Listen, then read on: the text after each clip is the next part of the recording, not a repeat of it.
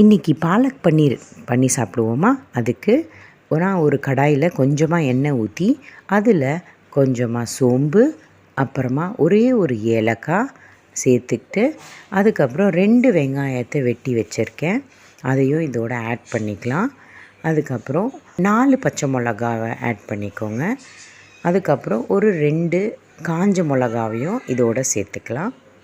சேர்த்துட்டு ஃப்ரெஷ்ஷாக கொத்தமல்லியை கட் பண்ணி வச்சுருக்கேன், அதையும் இதோட சேர்த்துக்கிறேன். கொஞ்சமாக புதினா, அதுக்கப்புறமா நான் பாலக்கீரை வாங்கினேன், அதையும் இதோட சேர்த்துக்கிட்டு நல்லா வறுத்துக்கிறேன்.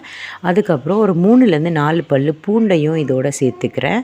சேர்த்து எல்லாத்தையும் நல்லா வதக்கி ஒரு 5 நிமிஷம் ஆற வச்சதுக்கப்புறம் நம்ம அதை பேஸ்ட்டாக அரைச்சிக்கலாம். இப்போ நான் இங்கே ஒரு கப்பில் தயிர் வச்சுருக்கேன், அதோட 1 ஸ்பூன் மிளகாத்தூள், 1 ஸ்பூன் மல்லித்தூள், அரை ஸ்பூன் மஞ்சள், 1 ஸ்பூன் உப்பு, 1 ஸ்பூன் போல் காஷ்மீரி தூள், அதுக்கப்புறம் அரை ஸ்பூன் கரம் மசாலா, அப்புறம் ஒரு அரை ஸ்பூன் பெப்பர், ஒரு சின்ன pinch of dry mango powder. இது ஆப்ஷனல் தான், வேணும்னா போட்டுக்கோங்க.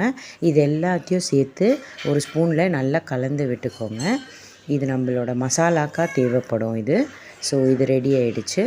இப்போ நான் ஒரு கடாயில் 1 ஸ்பூன் கீ ஊற்றி அதில் நம்ம க்யூப் பண்ண பன்னீர் எல்லாத்தையும் இதில் ஆட் பண்ணிக்கிறேன்.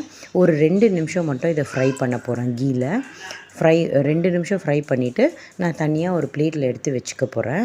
இதோ பாருங்கள், இப்போ நான் ஃப்ரை பண்ணிவிட்டேன்.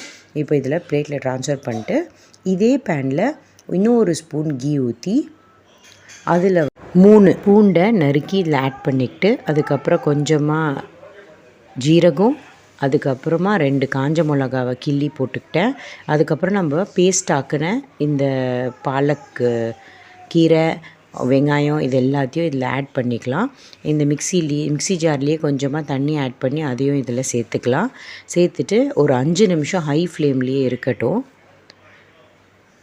அதோட பச்சை வாசனை எல்லாமே போயிடும். இப்போது இந்த பாலக் பன்னீர் பட்டர் மசாலா வந்து உங்களுக்கு நான், சப்பாத்தி, இல்லை கீ ரைஸ், பிரியாணி இது எல்லாத்துக்குமே செட் ஆகும்.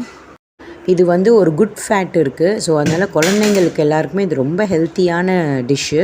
ஸோ நீங்களுமே ட்ரை பண்ணி பாருங்கள். வீட்டில் ரெகுலராக இதை ஒரு ரெசிப்பியாக வச்சுக்கலாம். நம்ம வந்து அந்த தயிரில் ஒரு மசாலா பண்ணி வச்சுருக்கோம் இல்லையா, இப்போ அதை இதோட சேர்த்துக்கலாம். 5 மினிட்ஸில் நம்ம பாலக் பன்னீர் ரெடியாக போகுது. இப்போ நான் இந்த ஸ்டேஜில் க்யூப்ஸ் எல்லாத்தையும் ஆட் பண்ணிட்டேன். க்யூப்ஸ் ஆட் பண்ண உடனே நம்ம ஆஃப் பண்ணிடலாம் ஃப்ளேமை. நம்ம பாலக் பன்னீர் ரெடி ஆகிடுச்சு. ட்ரை பண்ணி பாருங்கள். அப்படியே சேனலுக்கு சப்ஸ்கிரைப் பண்ணிவிடுங்க.